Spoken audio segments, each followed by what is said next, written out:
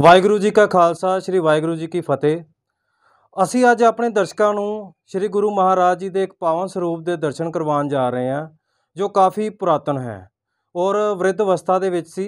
ਉਸ ਦੀ ਸੇਵਾ ਬਟਾਲਾ ਦੀ ਇੱਕ ਸੰਸਥਾ ਨੂੰ ਮਿਲੀ ਹੈ, ਜਿਸ ਦਾ ਨਾਂ ਹੈ ਗਰੀਬ ਨਿਵਾਜ ਚੈਰੀਟੇਬਲ ਟਰਸਟ। ਉਮਰਪੁਰਾ ਦੀ ਇਹ ਸੰਸਥਾ ਹੈ ਔਰ ਉਹਨਾਂ ਨੂੰ ਇਹ ਜਿਹੜਾ ਵ੍ਰਿੱਧ ਪਾਵਨ ਸਰੂਪ ਮਿਲਿਆ ਸੀ, ਉਸ ਦੀ ਸੇਵਾ ਕਰਨ ਦਾ ਅਵਸਰ ਮਿਲਿਆ ਹੈ। ਔਰ ਸਭ ਤੋਂ ਵੱਡੀ ਗੱਲ ਆਪਣੇ ਦਰਸ਼ਕਾਂ ਨੂੰ ਦੱਸ ਦਈਏ, ਜਿਹੜੀ ਇਹ ਸੇਵਾ ਚੱਲ ਰਹੀ ਹੈ ਉਹ ਇੱਕ ਮੁਸਲਿਮ ਨੌਜਵਾਨ ਵੱਲੋਂ ਕੀਤੀ ਜਾ ਰਹੀ ਹੈ। ਸੋ ਆਪਾਂ ਤੁਹਾਨੂੰ ਉਸ ਪਾਵਨ ਸਰੂਪ ਦੇ ਦਰਸ਼ਨ ਕਰਾਉਂਦੇ ਹਾਂ। ਸਭ ਤੋਂ ਪਹਿਲਾਂ ਇਹ ਦੱਸੋ ਕਿ ਇਹ ਪਾਵਨ ਸਰੂਪ कितने साल पुराना है? ये स्वरूप लगभग 300 सवा 300 साल पुरातन है। तो कितनी देर से इसकी सेवा चल रही है? इसकी सेवा लगभग 4 साल से कंटिन्यू चल रही है। तो सर आपका नाम क्या है? मेरा नाम मोहम्मद नियाज़ यूनुस है। जो आप एक सबसे पहला मेरा ये सवाल है कि आप एक मुस्लिम परिवार से संबंध रखते हैं, ठीक है, तो फिर गुरु साहब की सेवा करने का अवसर आपको कैसे प्राप्त हुआ? देखिए, मैं जो सेवा करता हूँ, सबसे पहले मेरी जो सेवा थी वो मतलब सेवा नहीं कह सकते हैं, वो मैं ऑफिस वर्क करता था। तो ये इस काम की मैंने पूरी डिग्री की है, एमएससी इन और म्यूजियोलॉजी एंड कंजर्वेशन में। उसके बाद मैंने पहली जॉब की जो कि मेरी ASI archaeological survey of India red fort Delhi में थी। उसके बाद मुंबई में काम किया। मुंबई में काम छोड़ने के बाद फिर मुझे श्री अकाल तख्त साहब से ऑफ़र आया कि वहाँ पे एक स्वरूप है साका 1921 का, उसकी सेवा करनी है। तो मैंने उसकी सेवा की। उसके बाद फिर मुझे यहाँ पे बाबा हरजीत सिंह जी यहाँ पे ले आए, ज्ञानी गुरमुख सिंह जी से बात करके फिर मैं यहाँ पे आ गया हूँ। सो आप पंजाबी जानते हैं अच्छी तरह? नहीं, पहले नहीं जानता था, पर यहाँ पे आने के बाद मैंने पढ़ना लिखना तो सीख लिया है पंजाबी को। सो कैसे आपके मन में आया कि गुरु साहबान की सेवा की जाए? नहीं, मेरे मन में ऐसा कुछ नहीं था। पहले मैंने सोचा भी नहीं था कभी मैं इस तरीके की सेवा करूँगा यहाँ पर रिलीजियस प्लेस पे, पर मेरा ये काम है तो इसलिए मुझे अच्छा लगता है काम करना। सो हमारे दर्शकों को थोड़ी सी जानकारी दें कि ये जो पावन स्वरूप है ये कितने साल पुराना है और किन के द्वारा लिखा गया था? ये स्वरूप लगभग 350 साल पुराना है, जो कि बाबा दीप सिंह जी के हस्तलिखित स्वरूप की कॉपी का कॉपी है। तो सर कैसे मतलब कि जो नुकसान पहुंचता है गुरु साहब को अंगों को, तो फिर आप उनकी कैसे जैसे सेवा करते हैं? देखिए, पहले मैं आपको अंग के दर्शन कराता हूँ। जी। ये स्वरूप जपजी साहब का पहला अंग है। यहाँ पे आप देखिए बहुत सारे आपको निशान दिखाई देंगे जी या जी होल्स दिखाई देंगे। जी ये सब कीड़ों ने खाया है। जी। जब ये जिस फैमिली के पास भी ये स्वरूप था, तो वहाँ पर कहीं पर भी उन्होंने डंप में रख दिया, गुरु साहब को देखा नहीं, वहाँ पर मॉइस्चर गया, वहाँ उससे कीड़े बने और कीड़ों ने ये सारा हाल किया है। जी जी। तो अब आप इनकी मरम्मत कैसे करेंगे? जैसे ये तो काफ़ी नुकसान पहुंचाया गया है, तो इनकी मरम्मत कैसे होगी? नहीं, देखिए, इसमें जब ये स्वरूप हमें मिला था, अगर हम ऐसे छू भी रहे थे तो पूरा पाउडर बन रहा था, इतना ज़्यादा एसिडिक हो रखा था। जी जी। पर अब हम इसे ईज़िली पकड़ सकते हैं, उठा सकते हैं एक हाथ से। अब इसमें एक बहुत सारे प्रोसेस हैं जिसको करने के बाद हमारा ये अंग इस तरीके से हुआ है। जी जी मैं आपको और एक अंग के दर्शन कराता हूँ। जी।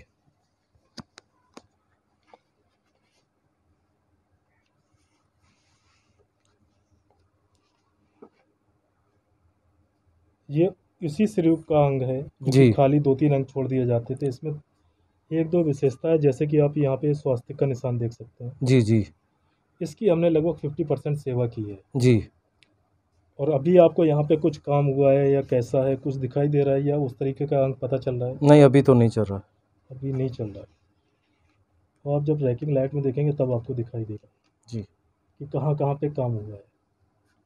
जितना भी ये काम हुआ है, इसमें जो भी चीज़ लगी है वो सब गुरु साहब के अंग ही लगे हैं। जब हमने गुरु साहब को अलग अलग किया था जी तो उसमें बहुत सारे छोटे छोटे अंग निकले थे। जी जी तो उसी से इस स्वरूप को कंप्लीट करेंगे। जी जी। तो जैसे अंग जोड़ने में कैसे आपको पता चल जाता है कि अंग को जोड़ने किस तरह जोड़ते हैं आप? ऐसा है, जो लिखे हुए अंग हैं उसमें दोनों तरफ लिखा हुआ है, हमें दोनों तरफ मैच करना होता है कि आगे वर्ड क्या आ रहा है और उसके पीछे वर्ड क्या आ रहा है। जी जी अगर दोनों तरफ से मैच हो रहा है तब तो हम उसको लगा सकते हैं और वैसे ही लगाएंगे, वर अगर नहीं आ रहा है तो नहीं लगा सकते हैं। तो कितनी देर से जो आप सेवा कर रहे हैं, कितना समय हो चुका है? इसको 4 साल तो हो चुके हैं और आगे भी सेवा चलेगी। अभी कितना काम कंप्लीट हुआ है? इसमें 70% लगभग काम कंप्लीट है। अभी 30% काम रह गया है। और 30% को उम्मीद है कि कितना टाइम लग सकता है? 1.5 से 2 साल तो अभी लगेंगे इस रूप को। तो इस जो जो आप सेवा कर रहे हैं, इसका आप कोई मेहताना लेते हैं, क्या लेते हैं? कोई जी, वेतन लेते हाँ, हैं? इसकी मंथली पे लेते हैं हम।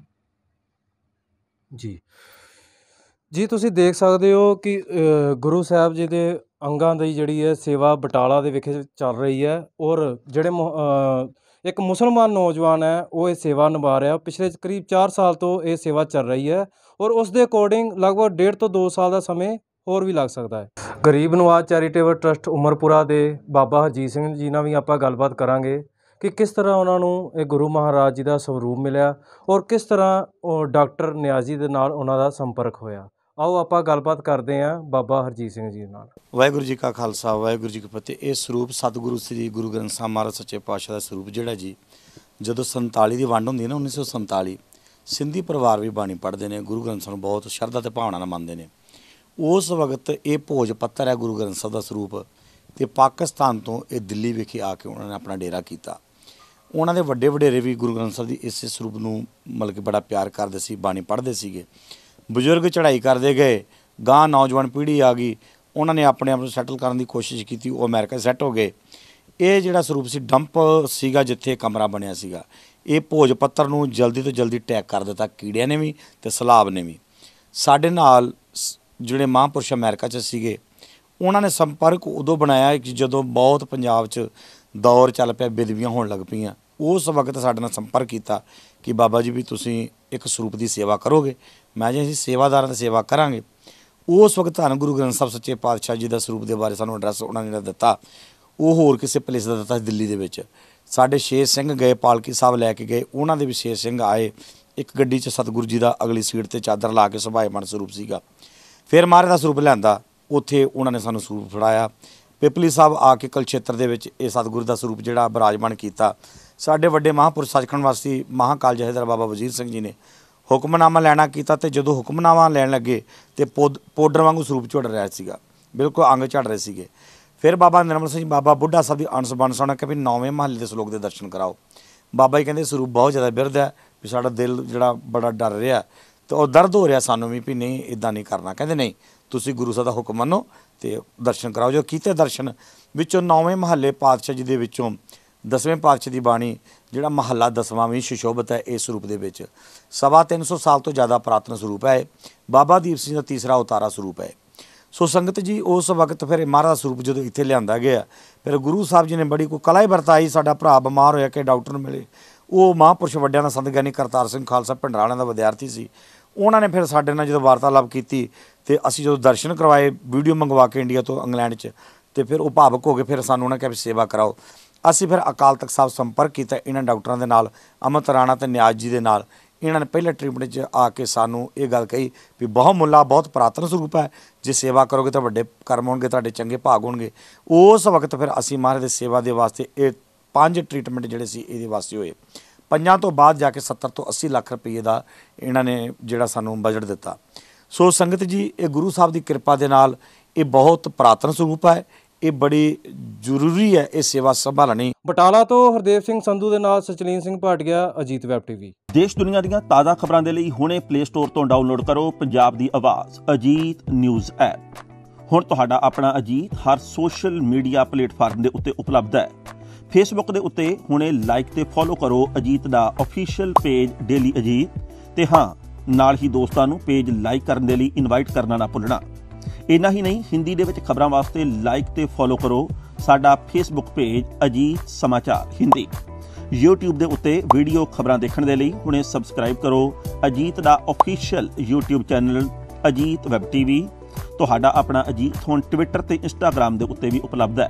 ਟਵਿੱਟਰ ਦੇ ਉੱਤੇ ਖਬਰਾਂ ਦੇ ਲਈ ਫੋਲੋ ਕਰੋ ਡੇਲੀ ਅਜੀਤ, ਤੇ ਇੰਸਟਾਗ੍ਰਾਮ ਦੇ ਉੱਤੇ ਖਬਰਾਂ ਦੇ ਨਾਲ ਵੀਡੀਓ ਦੇਖਣ ਦੇ ਲਈ ਫੋਲੋ ਕਰੋ ਬਲੂ ਟਿਕ ਵਾਲਾ ਸਾਡਾ ਅਫੀਸ਼ੀਅਲ ਚੈਨਲ ਡੇਲੀ ਅਜੀਤ। ਇੰਨਾ ਹੀ ਨਹੀਂ, ਅਜੀਤ ਦੇ ਵੀਡੀਓ ਹੁਣ ਤੁਸੀਂ ਐਪਲ TV ਦੇ ਉੱਤੇ ਵੀ ਵੇਖ ਸਕਦੇ ਹੋ, ਤੇ ਨਾਲ ਹੀ ਅਜੀਤ ਅਖਬਾਰ ਦਾ ਡਿਜੀਟਲ ਐਡੀਸ਼ਨ ਪੜ੍ਹਨ ਦੇ ਲਈ ਡਾਊਨਲੋਡ ਕਰੋ ਅਜੀਤ ਈ-ਪੇਪਰ ਐਪ। ਤੁਹਾਡਾ ਆਪਣਾ ਭਰੋਸੇਯੋਗ ਚੈਨਲ, ਤੁਹਾਡੀ ਆਪਣੀ ਆਵਾਜ਼, ਪੰਜਾਬ ਦੀ ਆਵਾਜ਼ ਅਜੀਤ।